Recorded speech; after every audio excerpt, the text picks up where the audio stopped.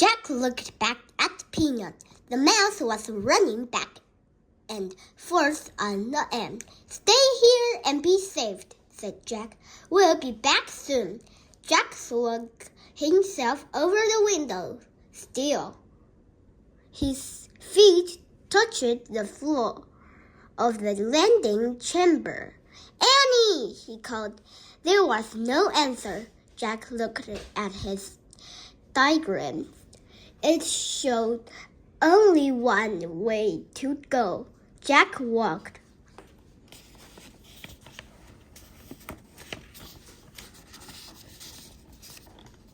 along the curved white wall to the stairs. He climbed the steps to a hallway. "Jack, hurry!" Annie was at the end of the hallway, standing in the airlock. She peered out a window in a giant door. Jack hurried toward her.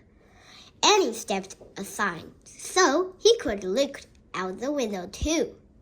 "Oh, man," said Jack. What he saw took his breath away. He stared at a rocky gray land. The land was filled with giant craters and tall mountains. The sun was shining, but the sky was ink black. "Say hi to the moon," Annie said softly. "3, open sesame." "The fourth ensign must be out there," said Annie. Beside the door was a button with the word "open" on it. Annie reached for the button. "Wait!" Jack grabbed her hand. "There's no air on the moon, remember?" "Oh, right. But we have to go out to find the ensigns." "Let's see what the book says," said Jack.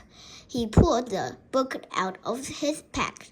He flipped through it until he found a page that showed the surface of the moon. He read aloud. "It takes 28 years days to equal 1 day on the moon. No air protects."